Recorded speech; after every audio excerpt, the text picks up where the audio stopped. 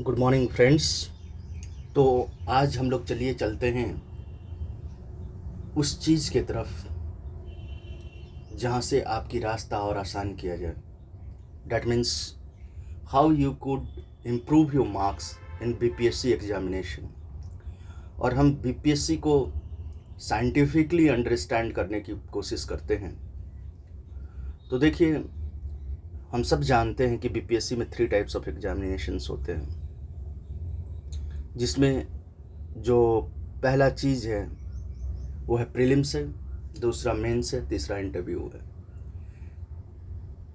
और हम सब जानते हैं कि जो प्रीलिम्स एग्जामिनेशन है डैट इज़ ओनली क्वालिफाइंग, और मेंस और इंटरव्यू एग्जामिनेशन में दोनों चीज़ों को रखा जाता है।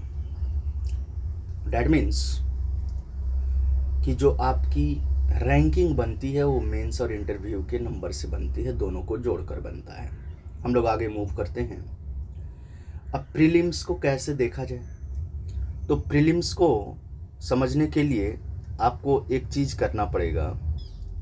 प्रीलिम्स को समझने के लिए आपको 2 चीज़ों को मद्देनज़र रखना पड़ेगा। What is prelims? The prelims is of BPSC और पीसीएस एग्जामिनेशन और यूपीएससी एग्जामिनेशन, एंड एक चैलेंज है किसके समक्ष? एस्पिरेंट के समक्ष। हमने बीपीएससी का बात किया है। अब देखिए, बीपीएससी के लगभग 20 इयर्स के ट्रेंड को चेक करने के बाद ये पता चलता है कि जो मार्क्स बेसिस है, मार्क्स बेसिस पे history, science, current affairs and Bihar special, history, science, current affairs, Bihar special, ये 4 मेजर एरिया है जिसको बिना टच किए हुए आपका सिलेक्शन में उतना दम नहीं रहेगा। You will not be very much sure that you are going to qualify this examination. Now what aspirants has to do. अब इसमें और देखना है कि जो बाकी कौन कौन से चैप्टर से जहाँ से क्वेश्चंस आते हैं, सब्जेक्ट्स कौन कौन से हैं जहाँ पे मेजरली क्वेश्चंस आते हैं। तो मैथ्स का ये 10 क्वेश्चन फिक्स है, ज्योग्राफी से 12 से 15 क्वेश्चंस आ जाते हैं, इकोनॉमिक्स से 10 से 12 और पॉलिटी से भी 10 क्वेश्चन आ जाता है। नाउ अब बीइंग ए एस्पिरेंट आपको क्या करना है कि साइंटिफिकली हमने ये देख लिया कि this is the trend of BPSC. अब एस्पिरेंट्स को अपने एबिलिटी को देखना चाहिए। एबिलिटी क्या है एस्पिरेंट का? तो आप जनरली देखिएगा, इवन मैं वो समय एक चीज़ छूट गया था, मिसलेनियस 2 से 5 क्वेश्चन रहते हैं जिसको आपका आता से पता नहीं चल पाएगा कि from there where they have raised the questions, और उस कहाँ से उसका सोर्स रहेगा, you will not be able to find out. अब आप बात आती है बीपीएससी एग्जामिनेशन में एस्पिरेंट्स के बीच कि जनरली जो एस्पिरेंट्स हैं इंडियन एजुकेशन सिस्टम में 3 स्ट्रीम्स से बिलोंग करते हैं। वो अपने माइंडसेट को, अपने स्किल्स को, रीडिंग स्किल्स को, नॉलेज स्किल्स को डेवलप करते हैं। They use to invest around 3 to 5 years or even some experience 7 years in developing that logic, developing that skill. And what are those things? Some aspirants are of humanities, some aspirants are of science, some from commerce. अब logically जो humanities के students हैं, humanities means even arts और social sciences, तो arts और social sciences के student के अंदर एक चीज़ अच्छी हो जाती है, सोशल कॉन्सेप्ट्स का socially, economically and politically, geographically understand कर पाना। One who is a thorough reader तो उसके लिए एडवांटेज क्या होगा, किस तरीके से अगर वो अप्रोच करेगा एग्जामिनेशन के प्रिपरेशन को तो बेनिफिशियल होगा। पहला, he should focus much on history because history is having the majority of the questions on an average of 20 years of examination। मैंने जो देखा है कि 30 से 32 क्वेश्चन आ जाता है। पिछली बार 69th बीपीएससी में 35 क्वेश्चन आया था हिस्ट्री के। That means history is the very important now. उसके बाद पॉलिटी, उसके बाद Bihar special, current affairs, geography, economics, science, maths. यहाँ पर वो PYQ का सहारा ले। PYQ को कम से कम 3 बार एग्ज़ाम से पहले बना जाए इन दोनों। यहाँ पे उसको बेसिक्स, फंडामेंटल के साथ ज़बरदस्त वाला कॉम्बिनेशन तैयार करना है 3 चीज़ में। एंड ये 2 चीज़ में बड़ा लेस इफर्ट डालना पड़ता है because you are having a very limited books and the scope of scoring the marks will be high. अब इसमें टेक्निकली मैं आपको चीज बताने जा रहा हूं। आप हिस्ट्री में कितना भी मेहनत कीजिएगा तो 35 में 35 नहीं सही कर सकते। So if the question is around 35 and you are scoring around 30 to 32, this is one of the super mark and you should try to achieve this. 35 में कम से कम 30 सही करने की कोशिश कीजिए। और एक कैसे तैयार होगा, तो आप फंडामेंटल एंड लूसेंट को क्लियर रखिए एकदम। That means NCERT books, analysing the chapters, understanding the BPSC PYQ और लूसेंट। पॉलिटी के लिए क्या करें, पॉलिटी में एक चीज याद रखिएगा कि जिस सब्जेक्ट का, जिस टॉपिक का आपका कंसेप्ट क्लियर है, you are going to sell it. मतलब कि आप आराम से इजीली मार्क्स स्कोर कर सकते हैं। पॉलिटी में ये चीज़ होता है। अभी आपने रिसेंटली यूपीएससी का पेपर देखा होगा, प्रीलिम्स का। Majority of the questions were from prelims, और जिनका कंसेप्ट क्लियर था 100% आप उस क्वेश्चन को सही कर जाइएगा। Scope of correcting in humanities subject will be high. दूसरा, अब ये किस बेसिस पर था, आप इसका नेचर भी समझिए। Memory based, less concept based. Hardly 3-4 question concept based आता है प्रीलिम्स में हिस्ट्री का, बाकी मेमोरी बेस्ड रहता है। पॉलिटी में concept based will be more, factual will be less और इक्वल। तो आपको यहाँ पर क्या करना है, thorough with the ideas of concept, तब जा करके आप स्कोर हाई कर सकते हैं। करंट अफेयर्स और बिहार स्पेशल। बिहार स्पेशल के लिए I will suggest you that you go through the SCERT text book, और मैं उसको कवर कराऊंगा अपने चैनल पे। SCERT के टेक्स्ट बुक से आपको क्या होगा कि आप थरोली, मतलब आपका कंसेप्ट क्लियर हो जाएगा। Bihar special geography, economics, political science and at the same time history.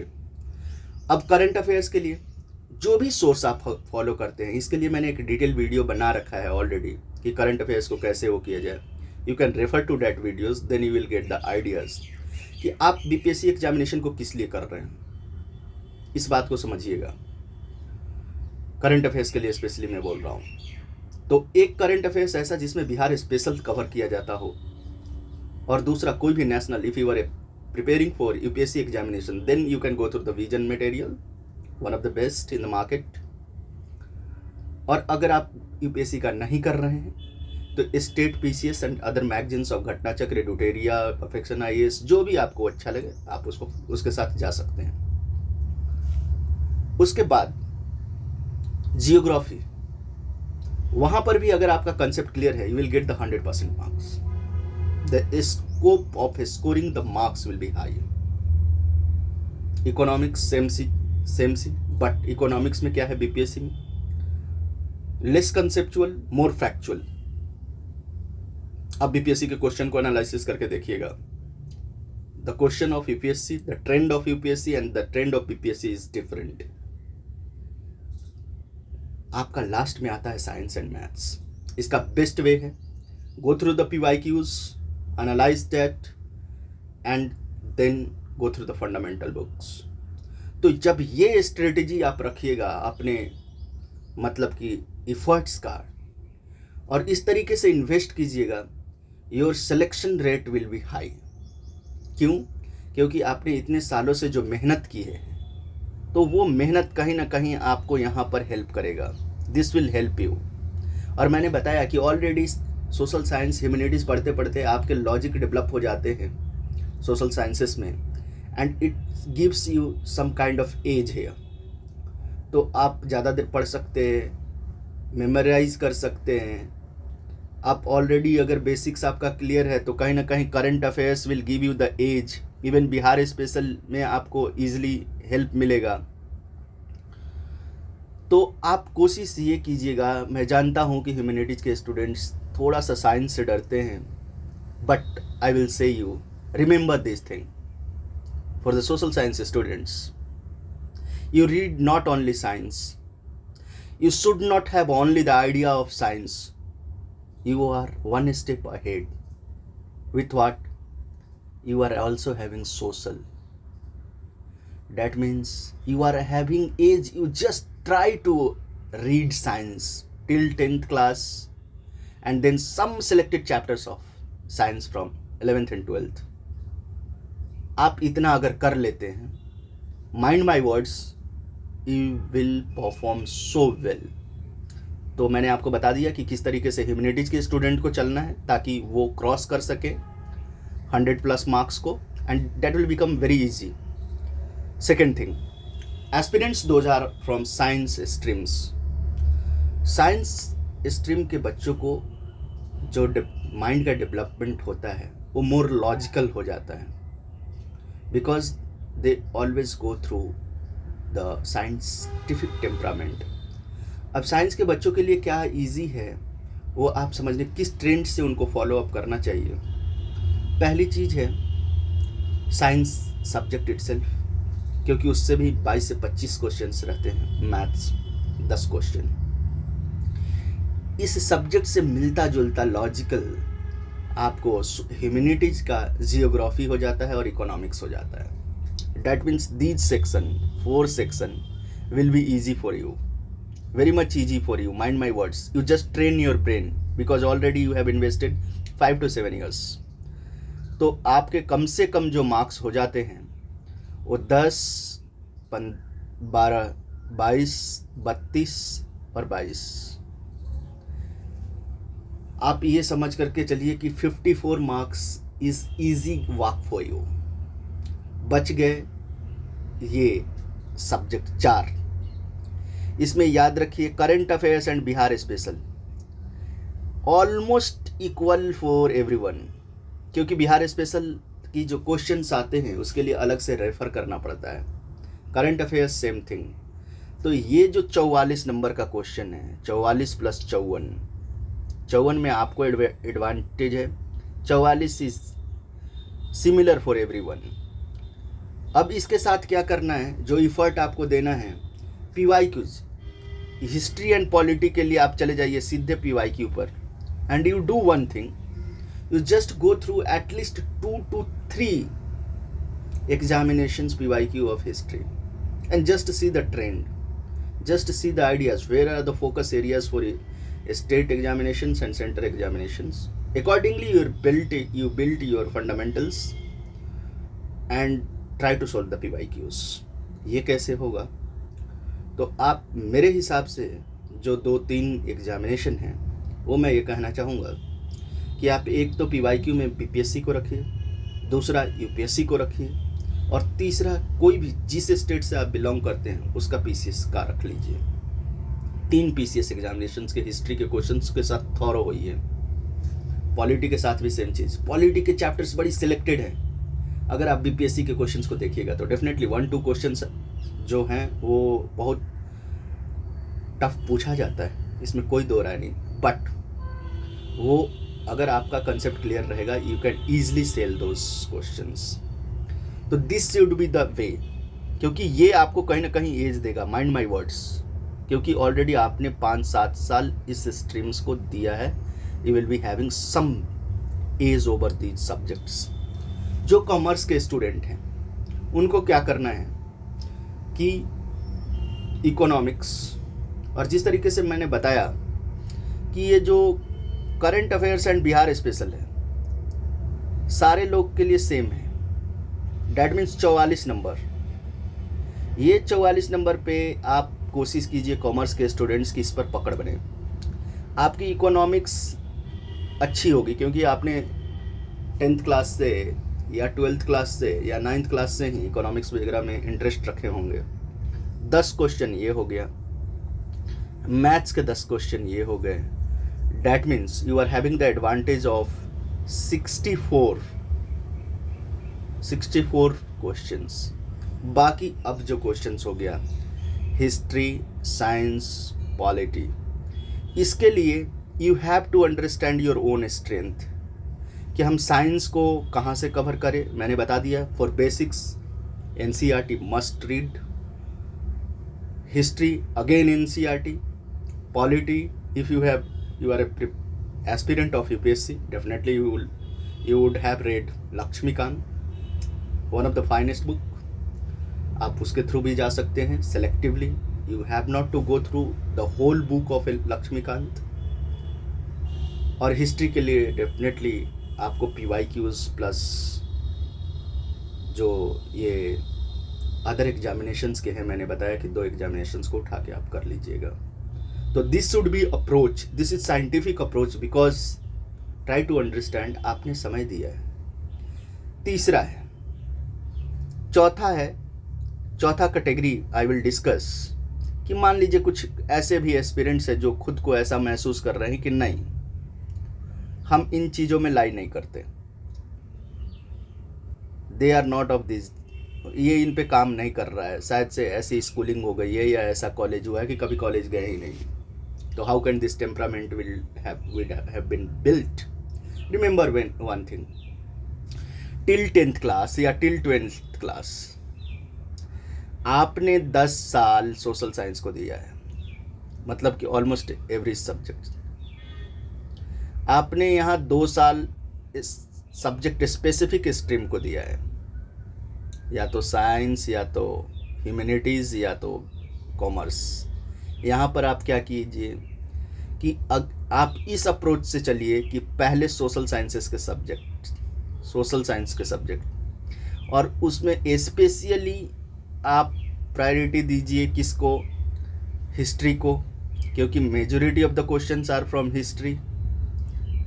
Current affairs, उसके बाद बिहार स्पेशल, उसके बाद आपको साइंस, उसके बाद पॉलिटी, उसके बाद इकोनॉमिक्स, जियोग्राफी। आप इस अप्रोच पे बढ़िए, this will work better for you, क्योंकि बिना हिस्ट्री के आप बिहार BPSC को नहीं सोच सकते, बिना साइंस के नहीं सोच सकते। वो ऊपर वाले जितने 4 हैं, without this you can not think for BPSC। आपको ये करना ही करना है। अब आगे बढ़ते हैं हम लोग। जो स्टूडेंट का एबिलिटी है, every student is having some potential and that is unique, जिसकी बराबरी कोई नहीं कर सकता है, माइंड माई वर्ड। और इंटरेस्ट है, आपको क्या करना है कि इन एरियाज को आइडेंटिफाई करना है कि आपका स्ट्रेंथफुल एरिया क्या है, वीक एरिया क्या है। अब जो रीडिंग का पर्पस होता है, if you will go through the fundamental books of NCERT, उनका एक ऑब्जेक्टिव है, if you will go through the back of the chapter, you will find some end text questions. और इंड टेक्स्ट क्वेश्चंस में 3 types होते हैं। पहला, you will find some 3 to 5 questions of objective nature. What this indicates, they wants to check your memory, कि आपकी memory जो है कितनी इनरिच हुआ है चैप्टर पढ़ने के बाद। That means you strengthful your memory. और ये कैसे होगा, you just go through all the facts of NCERT। And reference book एक लूसेंट भी है, उससे भी आप वो कीजिए। दूसरा, concept. There are some social science subjects where concept based questions will be raised. For this what you have to do, जब आप NCERT पढ़ रहे हैं तो जो कंसेप्चुअल टेक्स्ट दिया हुआ है, कंटेक्स्ट दिया हुआ है, उसको आप याद रखें, उसको मेमोराइज करें समय से समय। आप इसीलिए कहा जाता है कि लिमिटेड रिसोर्स रखें ताकि आप रिवाइज कर सकें, वो कंसेप्ट भी रिवाइज हो सके। जो थर्ड थिंग एनसीईआरटी के पीछे में दिया रहता है, डिस्कस वाला जो रहता है, that is same thing, the conceptual based questions.